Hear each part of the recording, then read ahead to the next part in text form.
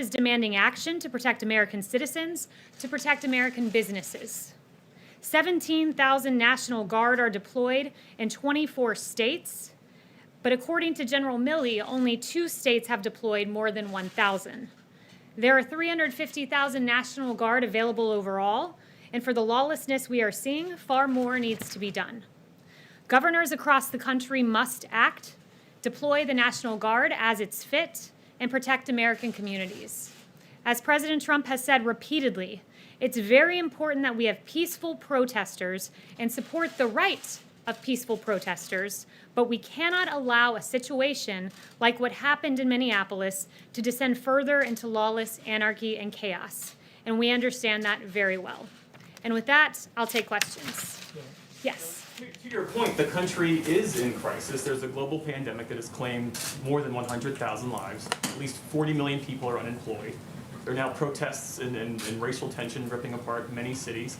Where is the president? Why has he not delivered an address to the nation, as many of his predecessors have in a time of domestic crisis? So the president has delivered multiple statements on this. The president, as recently as 48 hours ago, was out talking about what a tragedy the death of George Floyd was, how it has weighed on his heart, and how he encourages peace and lawfulness in our streets and peaceful protests. So he has said that repeatedly. He's made many statements to this effect, but what I would note is continual statements, as he's made day and day and day and day again, they don't stop anarchy. What stops anarchy is action, and that's what the president is working on right now. To that point about the anarchists, you said this morning that the president is focused right now on rooting out Antifa.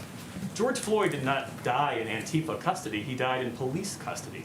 What's the president doing to reform policing tactics and excessive use of force by police? Yeah, so it's an important question for sure. And this president, if you look at the actions his DOJ has taken, there's a civil rights investigation into the death of Ahmaud Arbery. There's a civil rights investigation into the death of George Floyd. It is a tragedy what we saw. I mentioned to you that the president was extremely upset when he saw that video.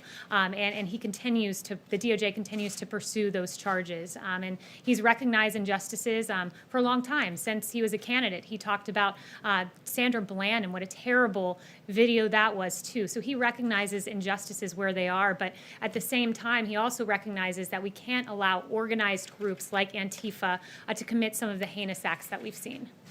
John. Billy, in his call with the governors, the president said that he had put General Milley in charge of all this. What does that mean? Yeah, so Chief of Staff in charge of policing American streets. What did he mean? So I'm not going to get ahead of any actions that will be announced, but what I will say to you is this, that he has had 2 briefings today with Secretary Esper and AG Barr, and General Milley was there, and there will be additional federal assets deployed across the nation. There will be a central command center in conjunction with the state and local governments that will include General Milley, Secretary Esper, and AG Barr, but I won't go any further in announcing what actions. Can you explain what the president meant